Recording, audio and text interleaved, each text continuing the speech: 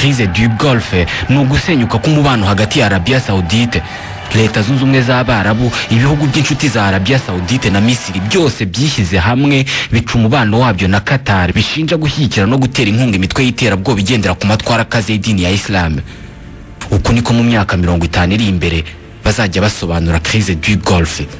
Reka ibintu tubivugeho cyane.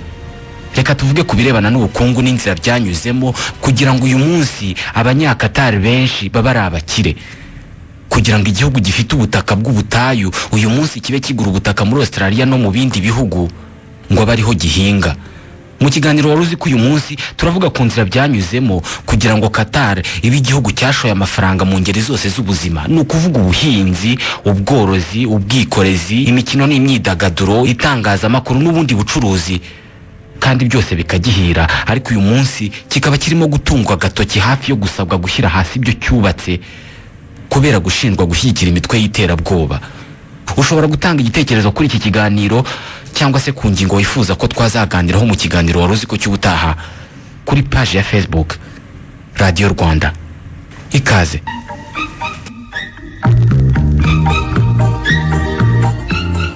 Mu birebana n'amerekezo mu bumenyi bw'isi, Qatar iherereye mu majyaruguru y'uburasirazuba bwa Afurika mu gice cyiswe ikibirwa n'imyigimbakirwa y'Abarabu, Péninsule Arabique. Qatar iri ku nkengero z'ikigobe cya Perse, ifite abaturanyi barimo Bahrain, Arabie Saoudite, Leta Zunze Ubumwe z'Abarabu cyangwa se les Émirats Arabes Unis. Ni ubutaka bukikijwe n'amazi ariko bwo bukaba ari ubutayu bufite ubuso bw'ibirometero kari 11,627. U Rwanda rukubye Qatar inshuro ziri hejuru y'ebyiri.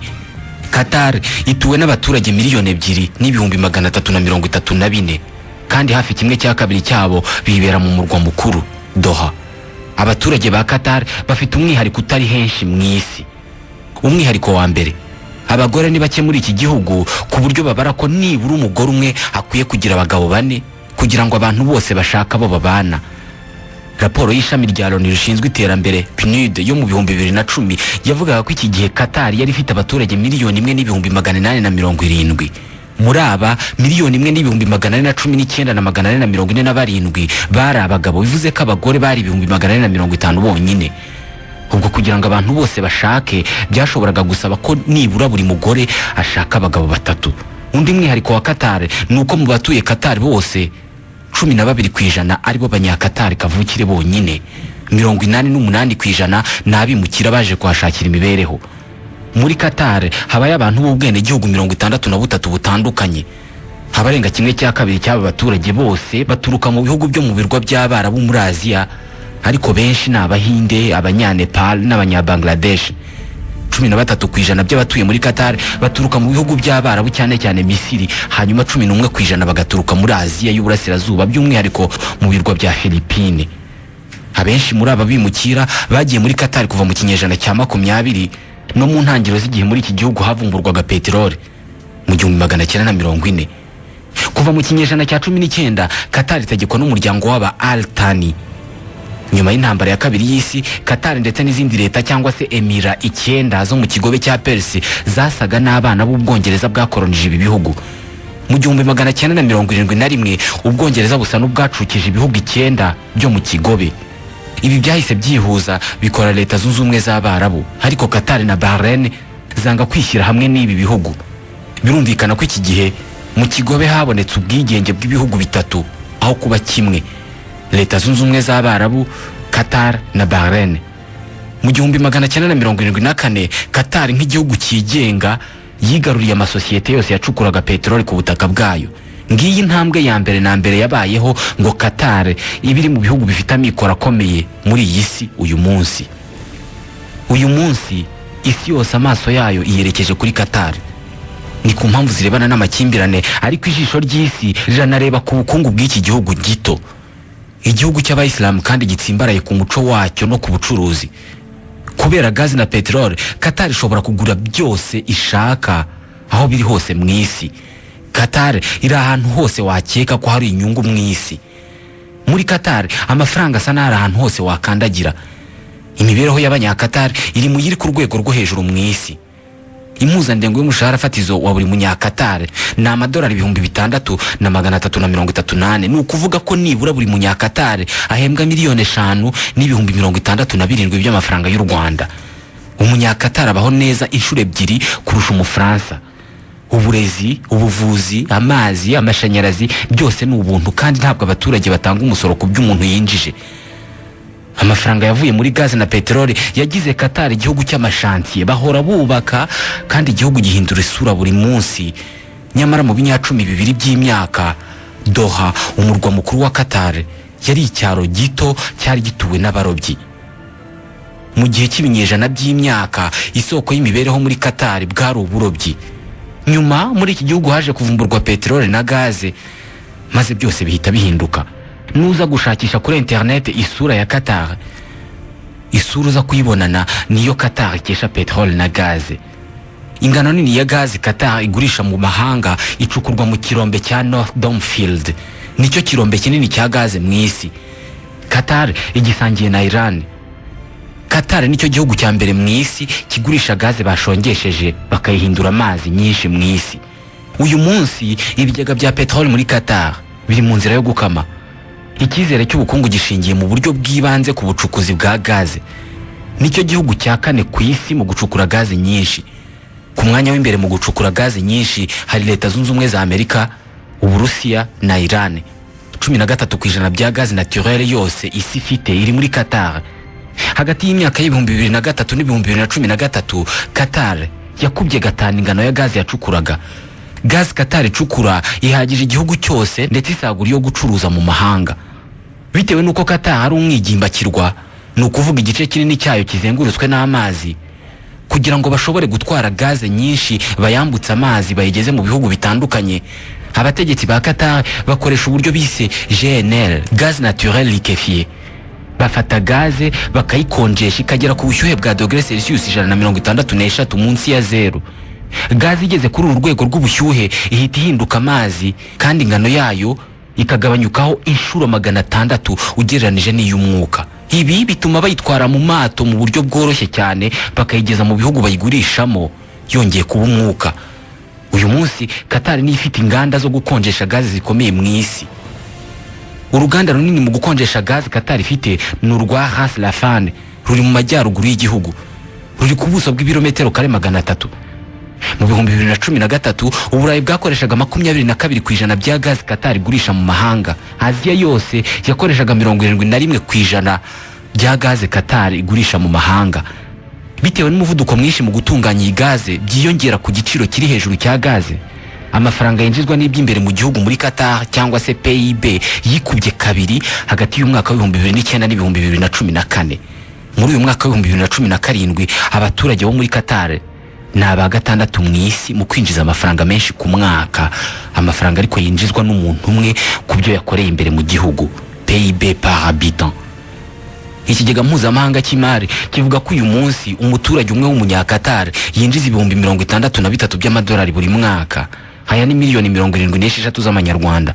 Muri make nta muturage wa Qatar ukennye. Kuva mu mwaka wa 2000 ububiko bwa zahabu n'amadevize muri Qatar bwikubye inshuro 40 mu bunini. Amafaranga Qatar ikura muri gaz naturel no muri petrol ni miliyari 60 z'amadolari buri mwaka.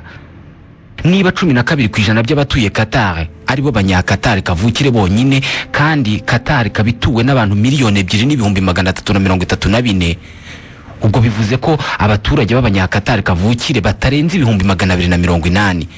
Abandi bose basigaye ni abanyamahanga baje gusaba akazi, ari nabo ubukungu bw'igihugu mu birebana n'akazi bushingiyeho.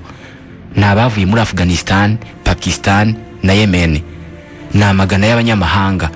Uyu munsi hari abarenga miliyoni bakora mu bikorwa byo kubaka za stade n'ibindi bikorwa remezo bizifashishwa mu marushanwa y'igikombe cy'isi cy'umupira w'amaguru mu 2022. Bakora amasaha 10 ku munsi, iminsi 6 kuri 7. Benshi batuye mu mazu yubatse hanze y'umujyi nubwo ari bo bubaka ayashashagira nayo mu murwa mukuru. Kuva mu myaka y'1980 aba nibo bafashe ubutayu bwari ahitwa Doha babuzamuramo umujyi ushashagirana wuzuye amazi akabakaba ku bicu. Umujyi usa n'uwazamutse mu butaka. Umufaransa witwa Patrice Nicolet yageze muri Qatar mu myaka ya za 80. Hari hakiri ubutayu. C'était lunaire. hari hameze nko ku kwezi. Abanyamerika bavuga ko bagiye ku kwezi, ariko nyesa n'uwagutuyeho. Nahageze mu 1985, mpamara imyaka 12. Icyo gihe nta kintu na kimwe cyaberaga hano hantu. Iyo wabaga uri muri rond-point ukabona imodoka ebyiri imbere yawe, wumvaga wari umubyigano w'amamodoka. Uyu munsi afite salo zogosha zikanatunganya imisatsi y'abadamu zigera ku 10 muri Doha. Kuri Patrice n'abandi banyamahanga bakorera ubucuruzi muri Qatar ntago bemerewe gukora bonyine. Itegeko rivuga ko iyo uri umunyamahanga ugatangiza ubucuruzi muri Qatar ugomba gushaka umunyakatar mufatanya kandi ukamuha imigabane iruti yawe mu bucuruzi. Umunyakatar afata 51, wowe munyamahanga ugatwara 49. Indi ngingo ituma abanyakatar kavukire bose bagira mikoro atari make. Indi ngingo igaragaza ko udashobora kuba patro cyangwa se udashobora kuba nyiri umutungo wari wo wose ukomeye muri Qatar utari umunyakatar. Iterambere rya Qatar rishingiye hanini ku bucukuzi n'ubucuruzi bwa peteroli na gaz naturel. Ikibazo nuko uyu mutungo hari ku bwinshi ushobora kuzashira munsi y'ubutaka kimwe n'ahandi hose mu isi. Uyu munsi ubutumwa bw'ingenzi abategetsi ba Qatar baho urubyiruko ntabwo ari ukumenya gucuruza gusa, ahubwo no gutekereza uburyo iki gihugu cyazakomeza kuba igihugu gikize no mu gihe peteroli na gaz bizaba byarashize. Intego ihari ni ukubaka sosiyete cyangwa se umuryango ushingiye ku bumenyi. Kuva mu 2010 leta ya Qatar ihamagarira ibigo by'ubushakashatsi n'amakaminuza akomeye mu isi kuza gushinga amashami muri Qatar. Uyu muziki uzwi cyane nk'umuziki uvuzwa mu birori byo guhabwa impamyabumenyi mu makaminuza muri Leta Zunze Ubumwe za Amerika. Aho ni hari mu muhango wo gutanga impamyabumenyi muri Amerika, ahubwo ni muri Qatar. Ni umuhango wo gutanga diplome za mbere ku banyeshuri barangije mu ishami ry'ubuganga muri kaminuza ya Cornell. Hari mu 2013, gusa ntabwo hari New York ahubwo hari Doha. Diplome ni inyamerika, ariko amasomo yatangiwe i Doha ku banyeshuri baturutse hirya no hino mu isi. Ku banyakatar biga mu mashuri akomeye nk'aya akorera muri Qatar, biga ntacyo bishyuye. Ubwishyu bw'amasomo yabo bwishyurwa na Qatar Foundation, ikigega gishyirwamo amafaranga na leta. Muri Qatar uburezi bwamaze guhinduka urwego rw'ibanze rwo kwitabwaho. Abdullah Bahamed afite umwana wize muri Cornell University. Nous n'avons pas d'autre option. Mon père était pêcheur de... Nta yandi mahitamo dufite. Data yari umurobyi. Mu myaka 50 ishize yiberaga mu mazi aroba. Nta mahitamo yabaga afite, kwari ukujya mu mazi cyangwa se akicwa n'inzara. Uyu munsi nabwo ni kimwe. Tugomba kubyaza umusaruro amahirwe Qatar Foundation iduha kugira ngo tugendane n'abandi. Ayo niyo mahitamo yonyine dufite mu kwitegura imibereho yacu igihe peteroli izaba yarashize. Tugomba kuzubakira ubukungu bwacu ku bumenyi n'ubwonko bw'abantu. Nous devons construire notre future économie, conduite par les sciences et les cerveaux.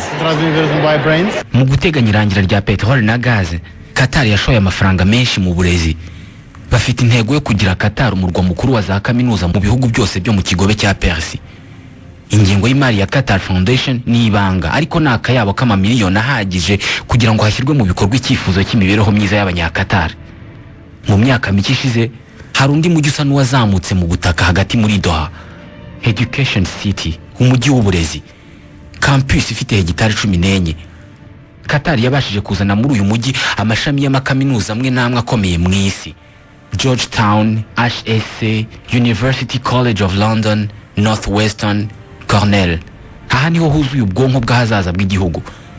Hari ibikoresho n'ibikorwa remezo byo ku rwego rw'izi kaminuza mu bihugu byazo kavukire. Abarimu n'abashakashatsi muri izi kaminuza nabo ntabwo biborohera kumva uburyo Qatar yabigenje kugira ngo yubake igihugu mu buryo bw'uburayi mu myaka 20 mu gihe uburayi bwakoresheje ibinyejana. Buri mwaka leta ya Qatar isohora mu mufuko wayo carnet de chèque igasinya miliyari 3 z'amadolari zijya mu bikorwa by'ubushakashatsi mu ikoranabuhanga. Ikintu cyose Qatar ishyize mu kuboko ishaka kurusha ibindi bihugu kugikora neza. Inzira yo kugera kuri ibi ni ukugura. Muri Qatar ikintu cyose baragura. Kuri buri mugabane uyu munsi Qatar hafite umutungo utimukanwa. Mu 2013 umutungo Qatar yari ifite hanze y'ubutaka bwayo wari ufite agaciro ka miliyari 210 z'amadolari. Urwego rushinzwe guhitamo igihugu Qatar ishoramo imari n'ingengo y'imari zagishorwamo rwitwa Qatar Investment Fund. Ni urwego rupima miliyari 100 z'amadolari. Nubwo Qatar ihangayikishijwe cyane nuko bizagenda umunsi petroli na gaz bizaba byashize, igomba no kugaburira abaturage bayo bayifitiye akamaro kanini. Muri Qatar ubutaka n'umucanga, amazi aboneka bigoye, nta kintu wahatera ngo cyere. wowe byakugora guhinga ahantu hari ubushyuhe bwa dogere Celsius 40 nabwo ahantu h'igicucu, ariko ho bahinga indabo n'imboga. Bahinga imboga mu bikombe, ariko nibura kugira ngo uhinge igiti kimwe cy'urunyanya bigusaba kujya mu bihugu 10 kuzana ibikenewe. Itaka bajya kurikura muri Estonia, ingemwe bazikura muri Costa Rica, ibihoho cyangwa se ibikombe bateramo babikura muri Korea y'Epfo. Ibyo badafite byose bajya kubikura ahandi. 90% by'ibyo kurya barya babikura mu mahanga. Abanyakatari bizera ko hari igihe ibi bizarangira maze ibyo barya byose bikajya byera ku butaka bwa Qatar. Mu gutegereza ko icyo gihe kigera, leta ya Qatar ijya kugura ubutaka mu mahanga, igahingayo, igasarura, igashyira abaturage ibyo kurya. Bafite ubutaka muri Aziya, muri Afurika no kugera muri Australia. Ku rugendo rw'amasaha 4 uvuye Sydney muri Australia, hari ahantu hari ibihumbi by'amahegitari y'ubutaka buhingwaho. Ubutaka bwuzuyeho ibihingwa bitandukanye n'inzuri z'amatungo. Ni muri Australia, ariko si ubutaka bwa Australia, ni ubwa Qatar.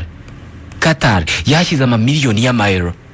By'umwihariko ahitwa Pines hari hegitari 1200 zaguzwe binyuze muri sosiyete yitwa Hasad, kompanyi y'abanyakatar ifite amafaranga menshi. Bashyize abakozi b'abanya-Australia muri iyi mirima bakora ijoro n'amanywa. Mu mezi 18 ashize, Qatar yaguze ibisambu birenga 10 muri Australia, buri cyose gipima amahegitari abarirwa mu bihumbi, byose bigahingwamo cyangwa se bikororerwamo. Umusaruro bivuyemo ukoherezwa i Doha gutunga abanyakatar. Qatar yiteguye gusohora agakarine k'amasheke, igasohora ingano y'amafaranga adasohorwa n'abandi, ku buryo iyo baje kugura ibyo wari utunze bigoye kubahakanira. Nka Michael Fent yari afite ubutaka bunini muri Australia hitwa Pines. Ubutaka bwe ntabwo bwagurishwaga ubusanzwe, ariko Group Assad ya leta ya Qatar yo ntabwo byayigoye kubumukuraho. L'agriculture en Australie est basée sur le modèle des fermes familiales. Aujourd'hui, les familles ne peuvent plus se permettre d'acheter. Ubuhinzi muri Australia bushingiye ku mirima y'imiryango. Uyu munsi imiryango y'abantu ntabwo ishobora kugura ubutaka buhenze, kandi abashoramari b'abanyamahanga iyo baje, imifuka yabo iba yuzuye amafaranga. Ariyo mpamvu isambu yanjye bayiguze ku giciro kirenze 25% ugereranije n'igiciro gisanzwe cy'ubutaka muri Australia. Personne ne verra ça en Australie. En fait, c'était 25% au-dessus du prix du marché. Ayo baciye niyo baguha. Group Assad isa naho ariko kuboko gufite intwaro mu buhinzi bwa leta ya Qatar. Baguze ubutaka bupima miliyoni 300 z'amahero mu bice bitandukanye bya Australia, by'umwihariko muri Queensland na Victoria. 1/3 cy'inyama ziribwa muri Qatar kiva mu nzuri Qatar yaguze muri Australia. Hari abanya-Australia batekereza ko kuba igihugu cyiza kikagura ubutaka mu kindi ku giciro gihanitse atari ibintu byiza na gato ku busugire no ku buhinzi bw'ikindi gihugu. Aba barimo John Ward, yari afite ubutaka, Group Assad imusaba kumugurira ku mafaranga menshi, arayanga, abugurisha umunya-Australia ku giciro gito gisanzwe cy'ubutaka muri Australia. C'est pas cher, c'est facile d'accès, il n'y a pas de règles. Bagura ubutaka no ku giciro gito kuri bo, kandi bashobora kubukoresha icyo bashaka. Bashatse bagura isambu nini cyane bakubaka ikigo cya gisirikare. Ariko ntekereza ko leta ya Australia ikwiye kwita kuri iki kibazo.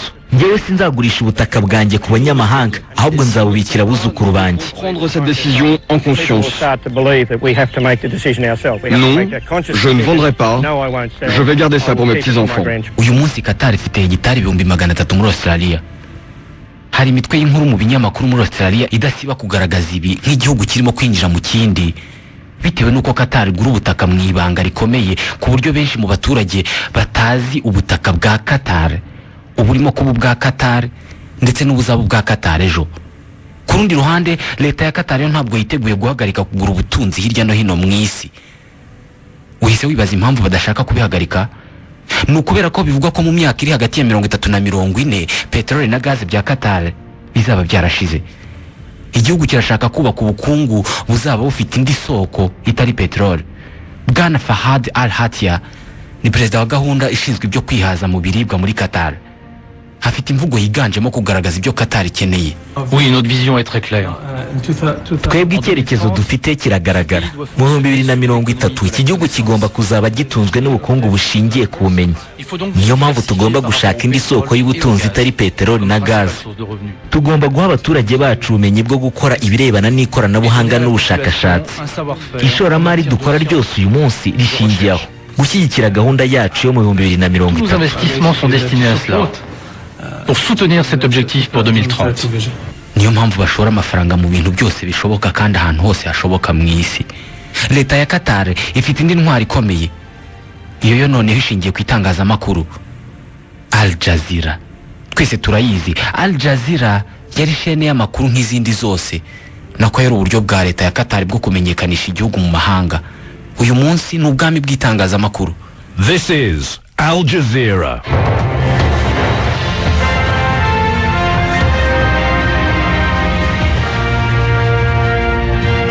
Hello there, I'm Felicity Barr and this is the News Hour live from London. Coming up. Aha niho hantu hambere abantu baboneye amashusho ya mbere y'impinduramatwara y'Abarabu ni mu 2011. Mbere yaho yari shene bamwe bitaga televiziyo Ben Laden, CNN y'Abarabu n'andi mazina. Niyo shene abantu baboneragaho Osama bin Laden mu kiganiro cyihariye n'abanyamakuru. Mu banyamakuru harimo ubwenegihugu bwinshi bw'abantu, abayisilamu n'abakristo. Abanyamakuru boherezwa hariho hose mu isi. Benshi bakuwe kuri CNN cyangwa BBC. Niba Qatar ishora amamiliyoni mu bindi, ntabwo mu itangazamakuru ariho yibagiwe. Madame Folie Batibold ni umufransakazi yahoze akorera France 24.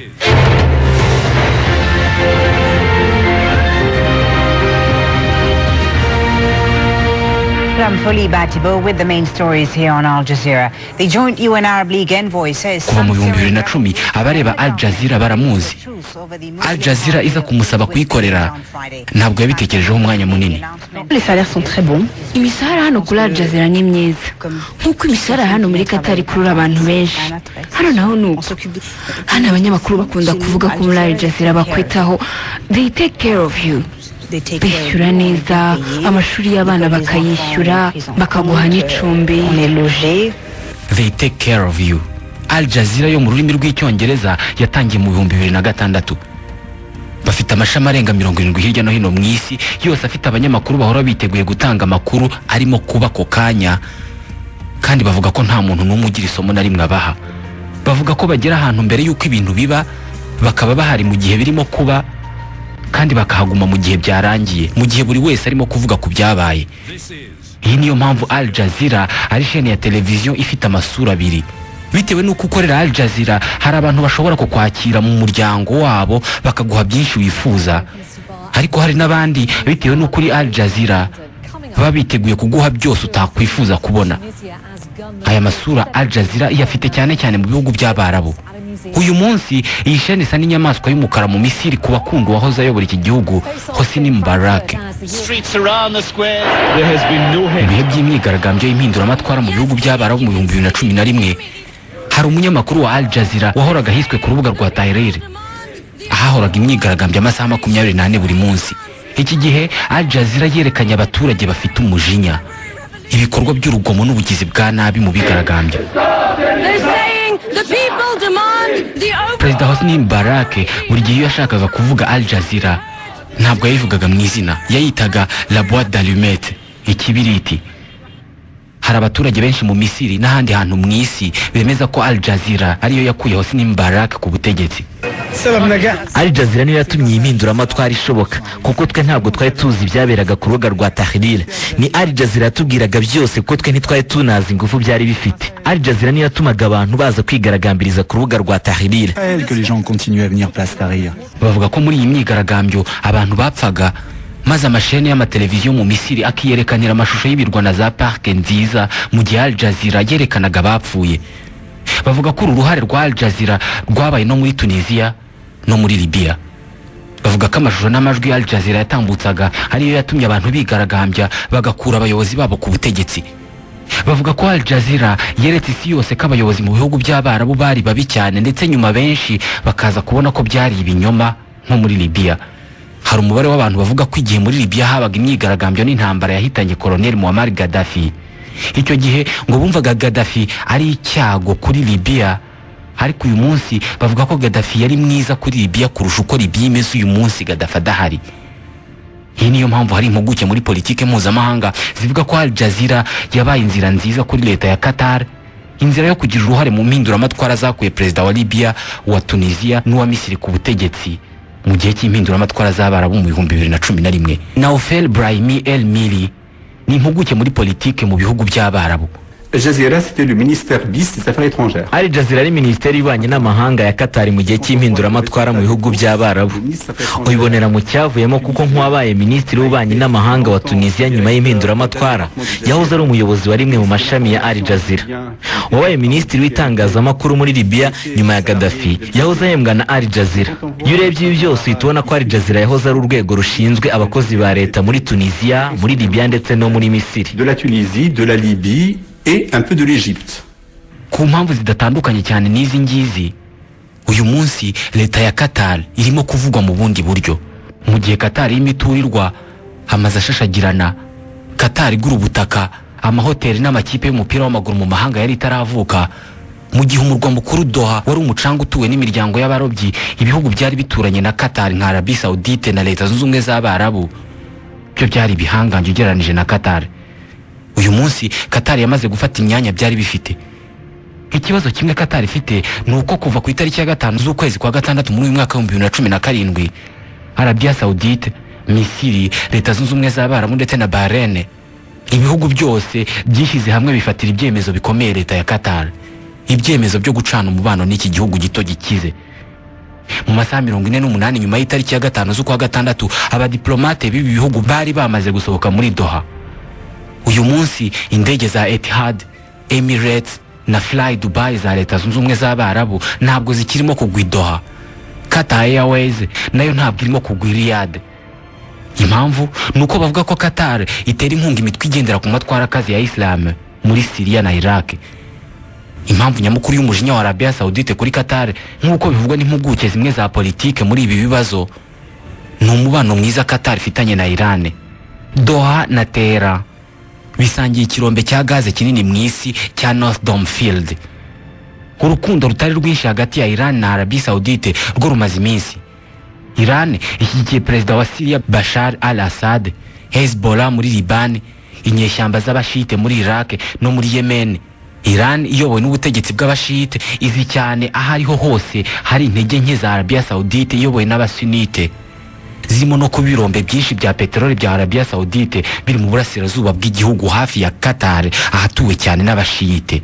Ibi byongeraho kuba mu kwezi kwa 5 muri uyu mwaka Donald Trump wa Leta Zunze Ubumwe za Amerika wumvikana na Iran ku kigero cya 0% ubwo yari muri Arabia Saoudite, yarasinye amasezerano menshi yiganjemo y'ubufatanye mu bya gisirikare na Arabia Saoudite, anasaba ibihugu by'Abarabu kugaragaza ubushake bwabyo mu kurwanya iterabwoba. Agishingura ikirenge Riyadh ku murwa mukuru wa Arabia Saoudite, nibwo ibyemezo bikarishye byatangiye gufatirwa Qatar ishinjwa kuba umuterankunga ukomeye w'imitwe y'iterabwoba. Kugeza uyu munsi ibihugu bimwe birimo Turkiya byamaze kujya ku ruhande rwa Qatar byemeza ko biyishyigikiye mu gihe irimo kurebwa ijisho ritari ryiza. Ku itariki ya 13 z'ukwezi kwa gatandatu muri uyu mwaka ibi bihugu byahaye Qatar ingingo 16 igomba kubahiriza kugira ngo umubano wabo wongere kubaho. Ingingo ya mbere, Qatar yasabwe gufunga televiziyo Al Jazeera. Izindi ngingo harimo kugabanya umubano na leta ya Iran, gufunga ikigo cya gisirikare cya Turkiya kiri ku butaka bwa Qatar, guca umubano n'imitwe ya Kiislamu irimo Muslim Brotherhood, leta ya Kiislamu, Al-Qaeda na Hezbollah muri Liban. Qatar kandi yasabwe kohereza abatavuga rumwe n'ibi bihugu byose icumbikiye muri ibyo bihugu nyine. Izi ngingo kimwe n'izindi zigera mu 9 abategetsi ba Arabia Saoudite, Misiri, Bahrain na Leta Zunze Ubumwe z'Abarabu bizera ko Qatar iramutse ifashe icyemezo cyiza ikazishyira mu bikorwa nta kabuza umubano wabo wasubukurwa. Bizera ko iyo nzira ya mbere kuri bo yo kurwanya iterabwoba. Twebwe twizera ko ku cyumweru gitaha isaa 2 za mu gitondo muzongera gukurikira ikiganiro Waruziko kuri Radio Rwanda. Nitwa Ismael Mwanafunzi.